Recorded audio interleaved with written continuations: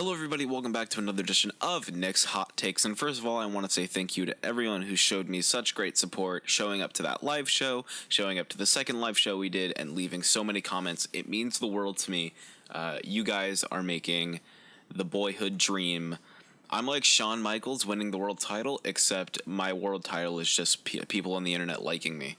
And it's working, and it's awesome, and I love it. But welcome back to another edition of Nick's Hot Takes, where we're going to talk about a topic that we talked about a little bit on the live show. So I talked about it extensively with Robert Cathy. Is we're going to be talking about independent wrestling and if it's killing the business or rejuvenating the business. I don't have a 100% answer to say that it is killing it or it's rejuvenating it, because it can go either way. There's people that believe it is and people that believe it isn't. So I'm going to give the argument to both sides, and what side we're going to start with is the side that it is killing the business. Now I want you to check it out. I want you to imagine climbing a 15-foot ladder and setting up a table at the bottom of that ladder and getting power bombed and getting right back up. What the Leo Rush, this big sign to WWE. I watched a video of him get power bombed through a table off of a ladder and stand up from that. What independent wrestling, in some senses is killing the business, because you've got guys no selling. You've got guys being flipped by someone else's. You've got wrestlers wrestling grade school people and blow up dolls and training dummies. What is this? Can people not get over with wrestling ability, so we need to we got to make this funny, because if he's not a good wrestler, he's going to have to be funny. I don't understand that. I don't understand just working on your wrestling skills to try to be a better wrestler, not working on your comedy skills to be an actor, because if you want to be an actor, get the hell out of wrestling. I censored myself there. Get the hell out of wrestling. I don't understand.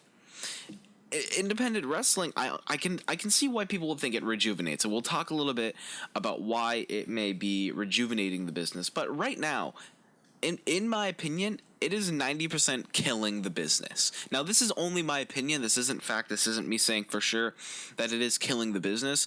But seeing guys flip every single night on Ring of Honor, seeing guys, do these crazy stunts in CZW, it's not necessary. It's not. That's why ECW failed, because people, as much as they like that hardcore, brutal, doing flips, getting hit by chairs in the head, the thumbtack spots, as much as those are great, would you rather have them all the time or in moderation? Because remember the last time we had a tack spot was in that really bad Dean Ambrose, Chris Jericho, Ambrose Asylum match, and the world popped for it. Everyone was excited, and that brought old fans back in, because they're like, this is interesting. Why'd they bring this back? Let's look into this. It did something good. Nothing good comes out of doing 1 million flips in one match, having 80,000 no-sells, having 1,500 false finishes. I mean, hitting a package pile driver should be it. That's the move that, that's not the move that killed Steve Austin, but that's pretty damn close to the move that killed Steve Austin. And you got guys kicking out at 2? Really? It makes no sense to me why independent wrestlers think that this would be a bright idea to have a kind of match where it's like, hey, you know what we should do? You should take me off a ladder, powerbomb me through a table that's lit on fire and burning, but here's the caveat. I'm going to get straight up, or I'm going to kick out right at 2. You tell me where that makes sense. You tell me that that's not taking WWE, and when people come to WWE, they're like, hey, this guy just got powerbombed. He should be standing up. That's not that hard of a move. A powerbomb should be a match-ending move. Even a DDT should be a match-ending move. But now we've got this preconceived notion that, independent wrestling, you might get more bang for your buck, but with WWE, you're going to get, in some cases, you're going to get story, progression. You give me a good story in independent wrestling. And this isn't a knock on independent wrestling. There's things that I absolutely love about independent wrestling, which we will talk about, but there's things that I also hate about independent wrestling, like the no-selling. 1 million flips, big spots almost every night on a weekly Ring of Honor television show. I don't get it, and I never will, but that's okay. That's okay. It's not a bad thing for independent wrestling to do that, because there's actual people that really enjoy watching people do that, and I won't knock it.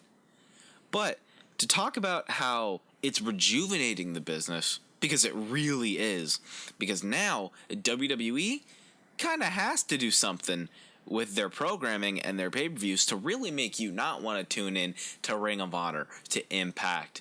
I don't know if Chikara has a channel, because I haven't watched Chikara Pro since like 2000. But there's so many ways that WWE has built themselves better because of independent wrestling. They've noticed independent wrestling and said, you know what, this top guy in independent wrestling, he's really good. He's a draw. We can bring him down, and we can sign him, and we might have to teach him WWE style, but he's going to be good for us. And they sign him, and they're good. Look at AJ Styles, Shinsuke Nakamura. Those two guys, independent wrestlers, signed by WWE. Look what they're doing. AJ Styles is the current United States champion.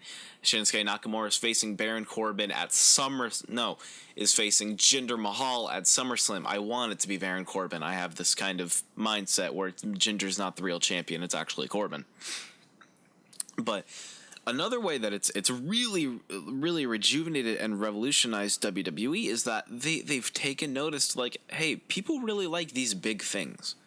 And while big things, again, like I said, every night isn't good, big things in moderation are fantastic. Last man standing matches, after a few weeks of boring, fantastic. Ambulance matches at pay-per-views. If they're not back-to-back pay-per-views, sure, but hey, fantastic. Hardcore matches after a grudge match, after a long feud that someone got cheated out of. Perfect. Because they notice that we're not going to do this every night, because that's attitude era bullshit, and we don't pull that kind of stuff here. Having that chance of like, hey, in 2 weeks, there's going to be a hardcore match. In 2 weeks on Tuesday Night SmackDown Live. Do they even call it Tuesday Night SmackDown Live, or is it just SmackDown Live? On SmackDown Live, there's going to be a hardcore match with Jinder and Orton, but they're going to announce it 2 weeks beforehand. Do you know why they announced that 2 weeks beforehand? Because it's big. Do you know why they hype up John Cena's return? Because it's big. You know why they don't have to go into an episode of Raw and say, oh, you guys, guess what? There's a hardcore match tonight, because then people are going to be like, oh, what the that's crazy. And granted, that could promote ticket sales. If you start having random times where you're just going to get a hardcore match, you're going to get a last man standing match or a tables match or something like that, that could very much promote ticket sales, and I could see how that would help. But almost in Ring of Honor or any independent show, you're going to go and you're going to think, all right, what crazy thing am I going to see tonight? And while sometimes that isn't a bad thing, like I said, there can be someone out there who really loves that. I don't know why. I know that I don't, but I know that they do, and so I'm not going to say that I hate it, or I am going to say that I hate it, but I'm not going to say that it's stupid, it's pointless, this is idiotic, because I can understand that someone else enjoys that. And the point of wrestling is to not bring down what someone enjoys, but to just understand that wrestling is two different things now. Wrestling as an entity are two different things now, because there's WWE and there's independent. There's what we're used to and something new to try. There's always going to be new things, and we can't shy away from them. But if you don't like them, you don't like them. Say you don't like them, but don't be mean about it. Just don't be mean about it in the comment sections. Speaking of the comment sections, let me know what you guys think. Is independent wrestling killing WWE and killing wrestling, or is it rejuvenating the business? You can always let me know in the comment section on Twitter at ArmWeek34. Thank you guys listening so much. I hope you guys tune into our next live show. I love doing them, and I hope you guys enjoy them too. And we will see you guys so soon. Bye-bye.